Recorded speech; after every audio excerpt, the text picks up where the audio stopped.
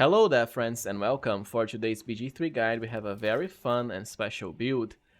A Winter Witch Ice Queen character fully focused into cold spells. As a matter of fact, your ice spells will combine both amazing area of effect damage for one shots higher than 100 damage per stack, with great single target damage potential as well, and the ability to generate as an extra ice surfaces that will constantly knock enemies down as they try to reach you.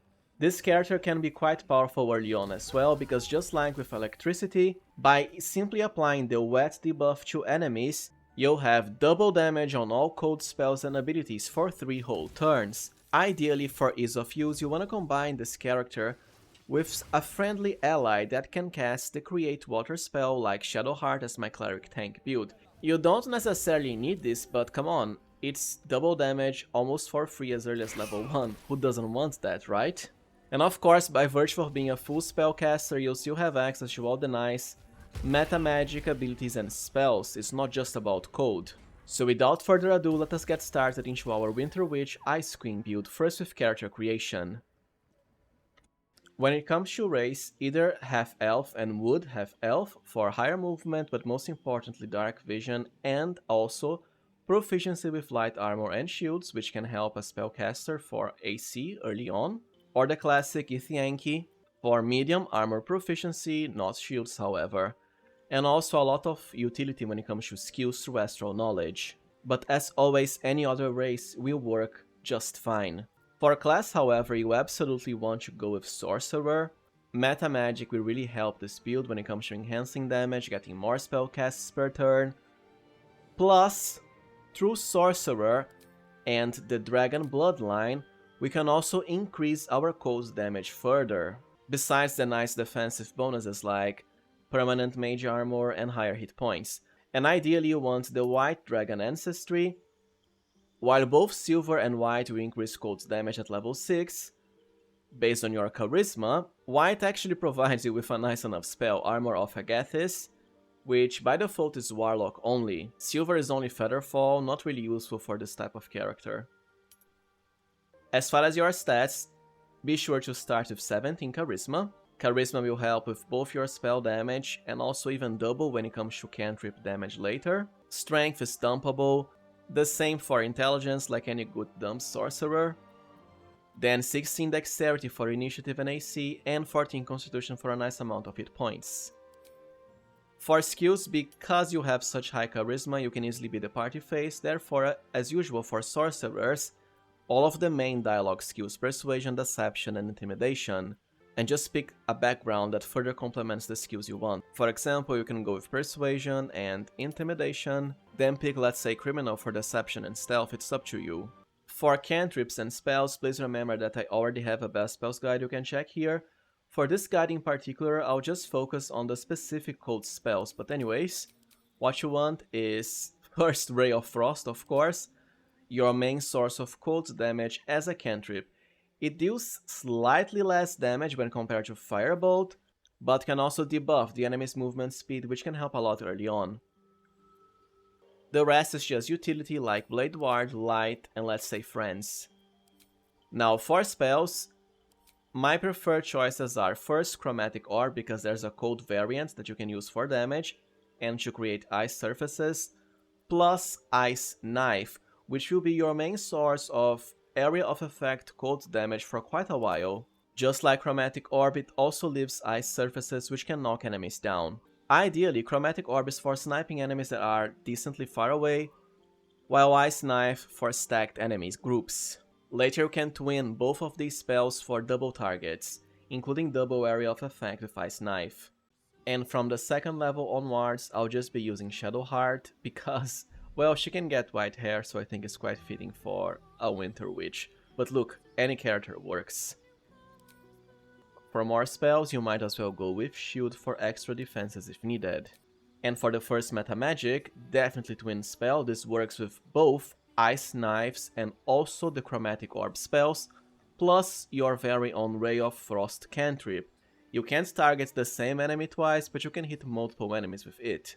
And for Ice Knives, it's multiple times area of effect.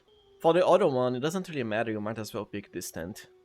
For level 3, well, you can go with, let's say, Cloud of Daggers, which can help as an early area of effect spell, or just upcast Ice Knives. I know it's not a cold spell, it's just that we are lacking a second level cold spell in the game. And for the first Metamagic options, both Heighten and Quicken spell are quite powerful, but you can only pick one of them right now at level 3, the other one will take a while to get. So right now you should pick what you find works better for your build. Heighten spell if you also want this character to focus on crowd control spells, and it can also ensure some enemies will not succeed on a saving throw against some of your cold spells for full damage instead of half, while Quicken spell will let you cast yet another spell per turn, which of course also increases your damage potential. Pick the one you prefer now and save the other one for later. For level 4 you can go with any other cantrip, might as well go for utility like Mage Hand, or other sources of elemental damage like Bone Chill, even Firebolt, but well, Shadowheart already has it, but anyways, it kinda clashes with a Winter Witch Ice Queen build, right? For another spell, go with Misty Step for teleportation. And when it comes to your first feat, my preferred pick here is definitely Alert, especially as you'll soon get very powerful crowd control spells with this character level 5. If you act first and you crowd control everything into submission, well, what can the enemies possibly do? Nothing. And even if you don't want to use crowd control, you just want to blast enemies, it also helps to destroy everything before they can react, especially with double cold damage against wet enemies. But of course you can also go with ability improvement and double points into charisma for higher spell DC, and later higher spell damage. As far as elemental adapt, I just don't think it's that important. You can still do amazing damage without it, and well, you only have 3 feats total, or less even if you want to multiclass later. Alert for me is the way to go. This way your Winter Witch will also be the fastest witch in the West. More like the North Pole, I guess. Level 5 is when we at last get our very powerful level 3 spells. You 100% want haste. This, when combined with the twin spell Metamagic, alone is a game breaker regardless of build type. And I would also replace a spell so you can get a second level 3 spell now. For example, remove Cloud of Daggers and add one of the very powerful crowd control spells, either Slow or Hypnotic Pattern. You might as well not want to use any of these because, well, they all require concentration including haste. But you can always have someone else cast haste on you or use a potion. Anyways, if you don't wanna bother with crowd control, pick counter spell instead. I'll just go for Hypnotic Pattern because it's really good at this point. And if you're wondering about Sleet Storm, I just don't think it's worth the spell investment as a sorcerer. I mean, it can be great for disrupting enemies and making them prone from knockdown because the ice surface is huge, but it does require concentration, which is quite the limited resource, right? I'd much rather spend it in a better crowd control like Slower Hypnotic Pattern or Haste. And for level 6, any other level 3 spell you want like Counter Spell. Now at level 7, because we already have the damage boost from Cold, Dragon, Sorcerer, you can multiclass now and you have an interesting option. Just one level into Wizard will be more than enough, so you can add all of the spells that Sorcerer is lacking when it comes to arcane ones from the Wizard spell list, such as Summons. You'll still keep your full spellcasting progression anyways. I don't think it's necessary, I'll just keep this build a pure Sorcerer so we have the maximum amount of feats possible and for fun too. And more sorcery points as well. Anyways, the first level 4 spell is quite important. You absolutely want Ice Storm. As a matter of fact, this is pretty much the ultimate ice spell in the whole game. It's a huge game changer for your character. First, the area of effect is absolutely massive. Much bigger than Fireball, you can easily hit the whole enemy pack with this. Second, it actually deals split damage between bludgeoning and cold. This is actually great because it means extra sources that apply damage to your spells, such as the Faller Alluve Sword Shriek ability or the Callous Glow Ring, even the Spellmite Gloves, will get applied 2 entire times per cast, even better for higher damage. Lastly, even if the enemies survive this, It turns the whole massive area into difficult terrain for lesser movement speed, and even knocks enemies down if they fail the saving throw. It's quite the stacked spell, perfect for any Winter Witch Ice Queen character. As a matter of fact, you kinda just wanna spam this now forever and ever for any area of effect concerns. You'll thankfully no longer have to rely on ice knives for AoE code. For level 8, any other spell you want. And for the second feat, you have two options, ability improvement and max your charisma out, it would already be 20 at this point. Or something fun you can do with this build is pick Dual Wielder. Why? Well, so you can dual wield staffs.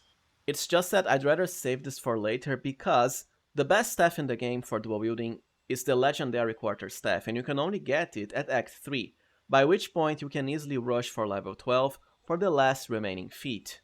Before that, there's not really much of an use in dual wielding staffs, although you can always use the Untangling staff combined with the Frost staff you find early. Anyways, pick what you prefer now and save the other one for later. For level 9, well, you might as well pick Cone of Cold, right? The second best cold spell. I don't think it's as good as Ice Storm because, like I said, it doesn't have split damage, so it's less stacked sources of damage being applied on top. Plus, the targeting area is actually nowhere near as good, because it's a cone coming from your character instead of the free targeting huge circle from Ice Storm. But hey, it's a cold spell, you might as well pick it. For level 10, truly any other cantrip you want, like Bone Chill, it's definitely more thematic than Firebolt. Any other spell as well. And the last Metamagic feat you didn't pick before, either Quickened or Heightened spell. Like I said, it takes a very long time before getting the second best one. For level 11 we have at last our level 6 spells, but honestly, they aren't as good for this type of character, at least, a cold focused caster.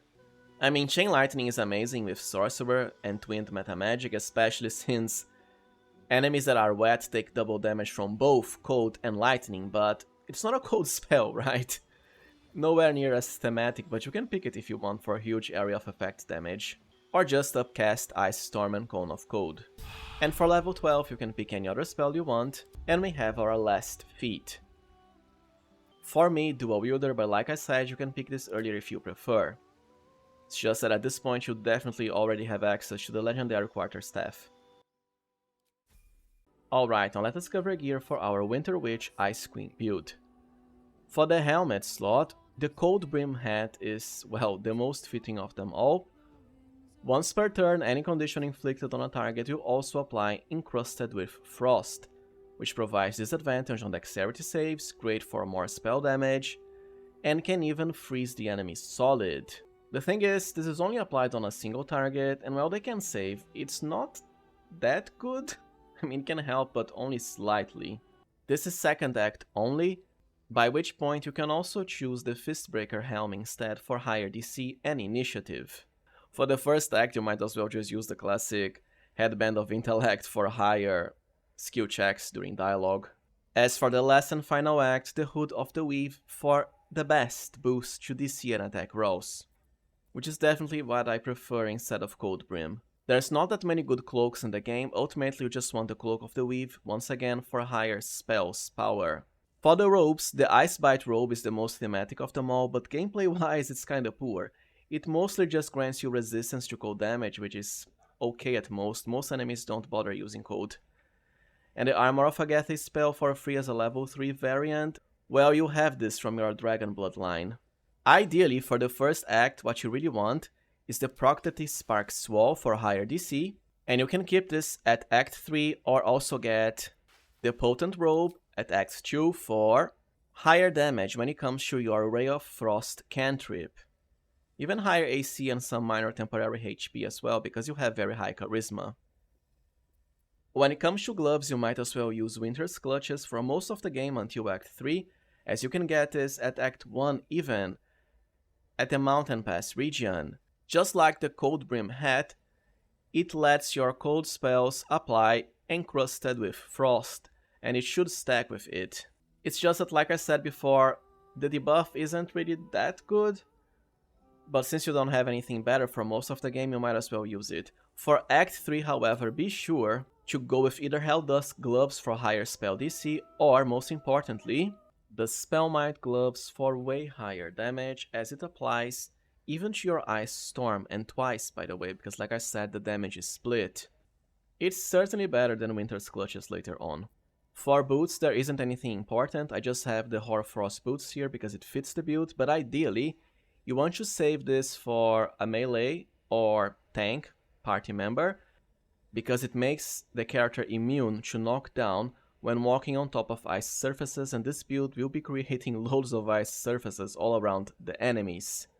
You don't need it yourself because, well, you're a ranged character at heart, by virtue of being a spellcaster. For amulets, ultimately the Amulet of the Devout for higher spell DC, but earlier, the Spellcrux Amulet and also the Pearl of Power for spell slot restoration. For rings, for once we'll be going with the unique Snowburst ring, after all it is highly thematic and appropriate for this build. The effect is quite decent as well. Whenever you deal cold damage, and you have multiple sources of that, you'll get to create a huge circle of ice around the enemy and this can immediately knock them down. The best part is how it works with so many different spells you have. While Chromatic Orb and Ice Knives already leave cold surfaces, your Humble Ray of Frost cantrip doesn't, well it will with this. Besides that, just the classic Callous Glow ring because it is one of the very few sources of extra damage that also applies to spells. Now let us cover weapons and consumables. For weapons, as early as Act 1 you have a very cool Ice Staff, the Morning Frost. First, it enhances all of your cold damage by an extra +1. Second, your cold spells can also inflict chill upon the enemy, which makes them vulnerable to cold for further cold spells. So in a way you can still make enemies vulnerable without having to rely on the Create Water spell for the wet debuff, but this is only applied after one initial ice spell is cast anyways, and the enemies can resist it, which is somewhat disappointing. And later you of course wanna dual wield it with the Marco Hashkir Legendary Quarterstaff. It has multiple great bonuses, +1 to spell DC, any spell slot for free, and most importantly the Kareska's Favor ability, and of course you want the Frost of Dark Winter variant for even higher cold damage. Even free casts of Ice Storm and Cone of Cold, once per short rest. But before you get this, if you go with a race that lets you equip shields like Human or Half-Elf, you have Catharic's Shield for higher spell DC. For bows, they don't really matter, you have Deadshot for higher criticals. After all, Ice Knives, Chromatic Orb, and Ray of Frost can all critical the enemy. Ice Storm and Cone of Cold, not really. And earlier, just the Bow of Awareness for +1 to initiative. For consumables, well, just the classic Elixir of Bloodlust. After all, it's an extra action that can be used to cast another spell without having to rely on Quicken Spell, but you can always stack them together. Well, alright friends, so this was it for my Winter Witch Ice Queen build. If you found this guide useful as always, please remember to like, subscribe, and consider becoming a channel member if you can. I truly appreciate your support. Thank you for watching and see you next time, friends.